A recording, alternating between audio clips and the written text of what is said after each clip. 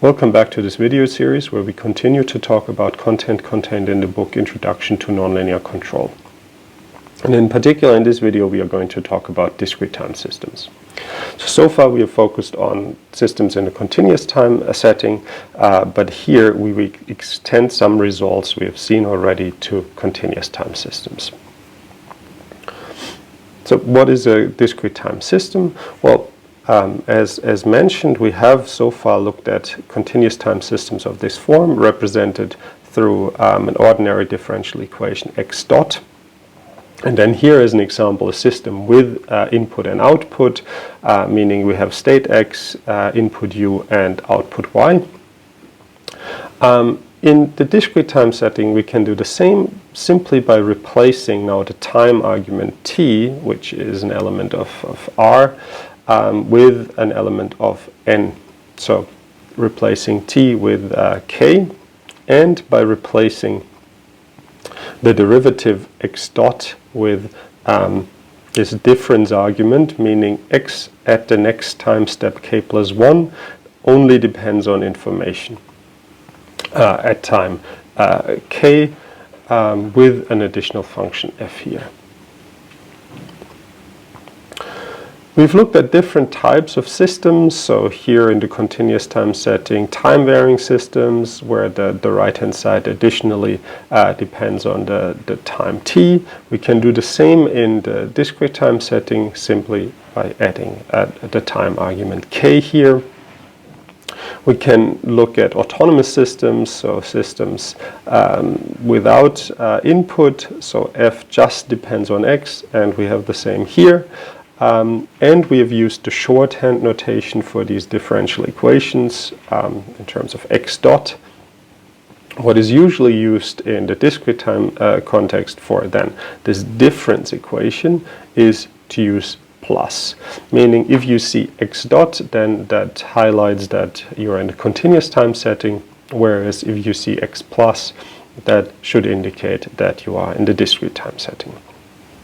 And additionally, to show the difference between the two settings here, we have added the index d to indicate discrete time. However, if that's not necessary, because you are only working in the discrete time setting and not mentioning the continuous time setting, then that's not necessary to add as well, and it is only added here to be able to compare the two settings. As a next step, what we've done was to introduce equilibria in the continuous time setting. So here, as a reminder, what was an equilibrium in the continuous time setting? Well, it was a point xe where where the function f was equal to 0. And that meant that x dot is equal to 0, meaning the solution is constant and not changing anymore. If we want a solution that is constant in the discrete time setting, then we can't set the right-hand side to 0, but we have to demand that we essentially have a fixed point, meaning if we plug in a point x in the function f, then it returns the same value.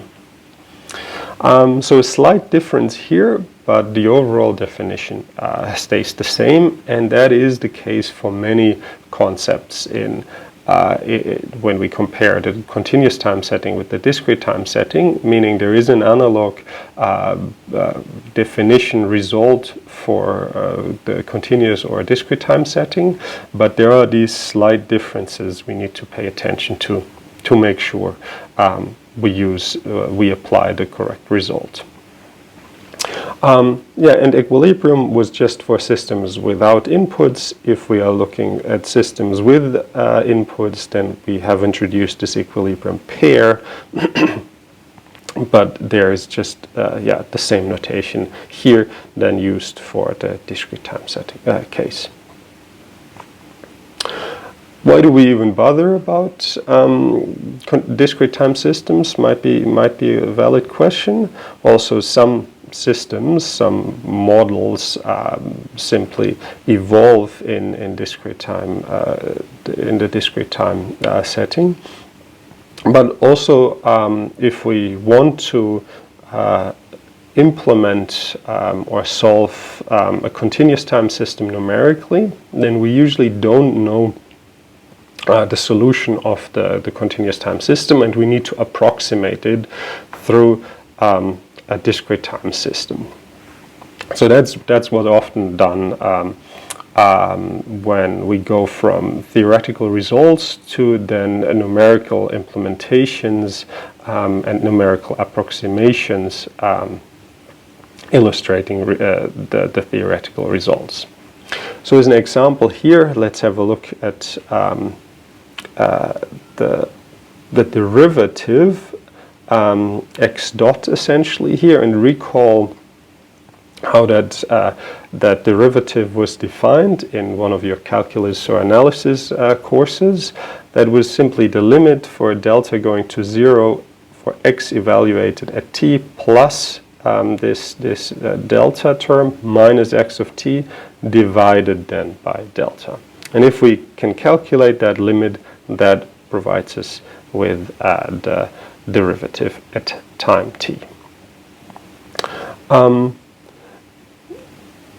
Well, if we want to approximate that, we can't let delta go to 0, but we can approximate it by taking a small delta and then say, well, our derivative at time t is expressed through this difference quotient. And if we have a continuous time system here on the right hand side, meaning this was just the notation for x dot, and this is equal to f of x comma u, then we can rewrite that to get an expression x of t plus delta is approximately equal to x of t plus delta times f of x comma u. And here, this is not a discrete time system yet, but it's very close because we can identify with the continuous time t this discrete time counterpart k times delta, and then write the system up here equivalently as x plus is equal to x plus delta times our function f. And that's known as Euler discretization, which allows us to approximate a continuous time system here through a discrete time system. Yeah, and the only additional thing to note here is that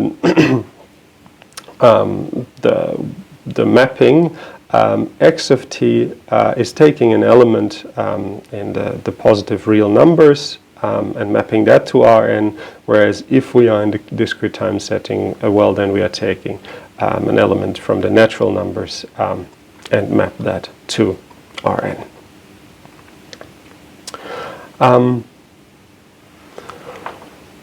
And the next step, then, if we want to represent an approximation of a continuous time system through a discrete time system, one method there is known as zero-order hold, meaning we would simply assume that x and u are piecewise constant signals, meaning we can identify with x at the discrete time setting k with x of delta times k, and then keep it constant for all t in this interval 0 to delta. Or a different way then of implementing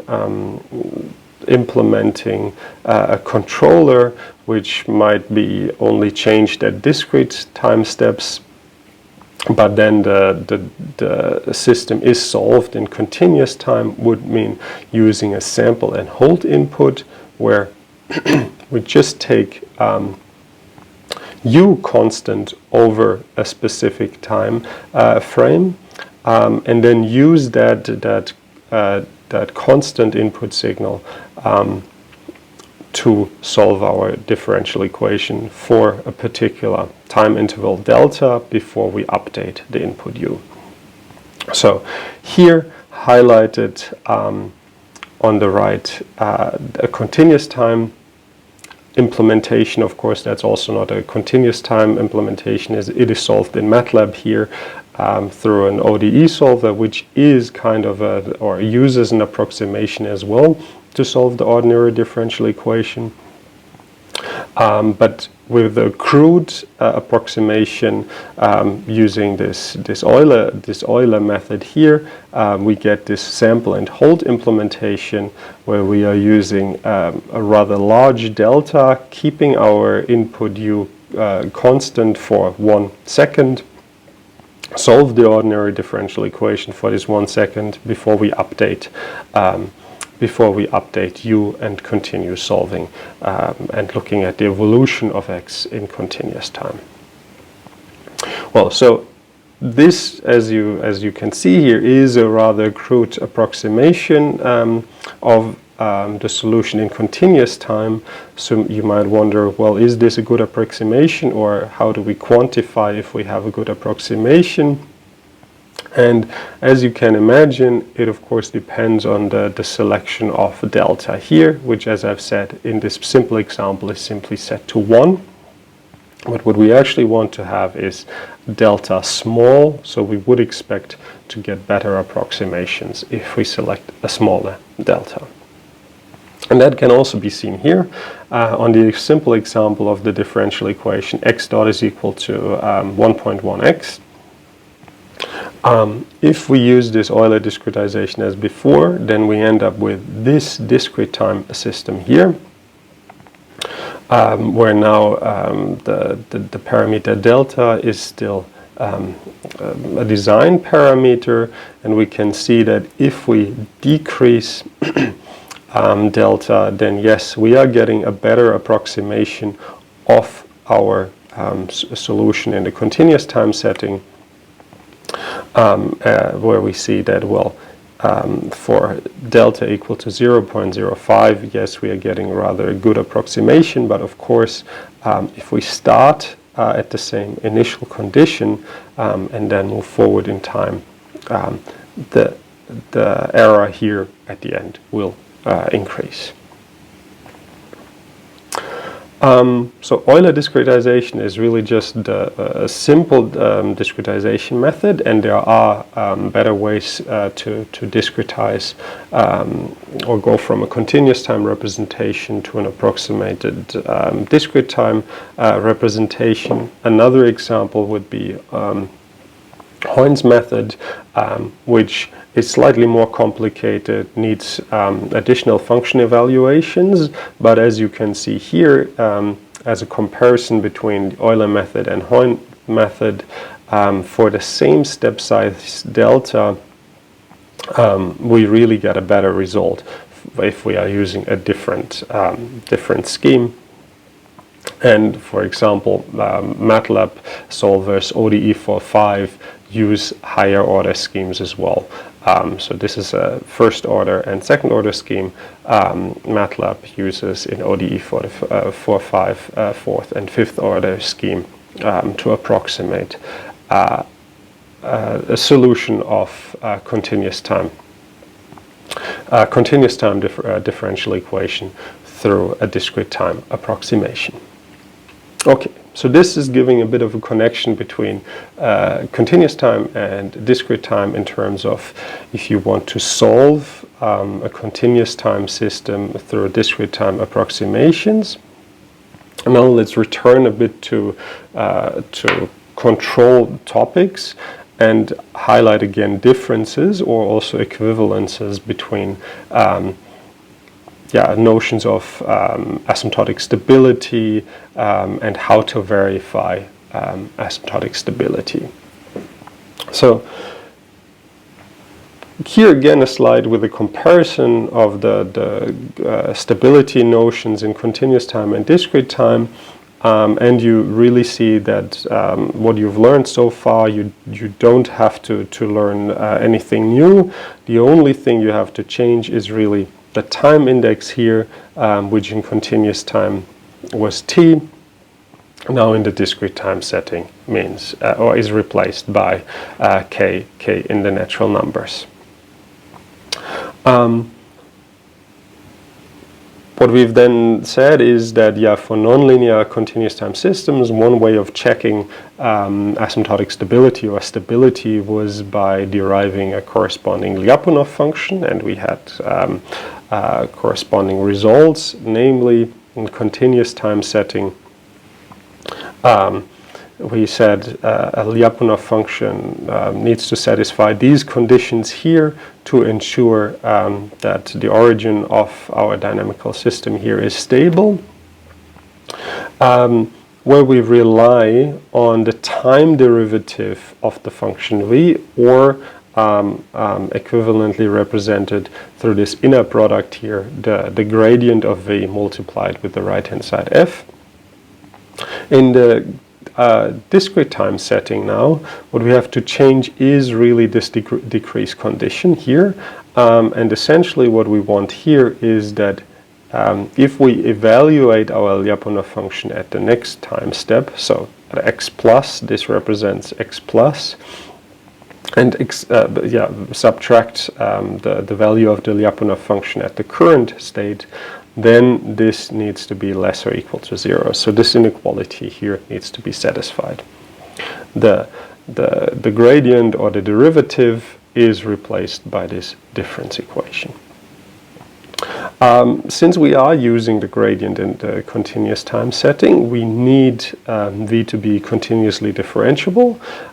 In the discrete time setting, these assumptions can be dropped, and differentiability or even continuity is not required in this context. Asymptotic stability is more or less the same. Again, now we replace this inequality condition here with the updated one, where we have an actual decrease on the right-hand side. But again, comparing it with the continuous time setting, slight difference, but not much that needs to be changed. We've also looked at the specific case of linear systems, and for linear systems we had this theorem highlighting equivalences between exponential stability, the eigenvalues of the matrix A, defining our linear system, and the solution of this Lyapunov equation here. We can state a similar result in the discrete time setting. However, again, with slight differences. Namely, for asymptotic stability in the continuous time setting, we need all the eigenvalues to be in the left complex plane. Whereas in the discrete time setting, we need to have the eigenvalues need to have a magnitude of less than 1. Which kind of can be seen from the solution here. So the solution looks slightly different as well in the discrete and continuous time setting, meaning this term a to the power k essentially needs to go to 0 to guarantee asymptotic stability or exponential stability, and for this to happen we need to have this requirement here on the eigenvalues. Lyapunov function in the continuous time is given by this expression here. Again, slight difference in the discrete time setting, but still a linear equation in the unknown p, and it really immediately comes from the expression before in terms of Lyapunov characterization, using a difference equation instead of the inner product between the gradient of v and f of x. A bit of terminology, again, to be careful when you write papers or when you do research. In continuous time, a matrix needs to be Hurwitz to have exponential stability, or essentially capturing point 2 here. In the discrete time setting, we say the matrix is sure if it satisfies property 2 here.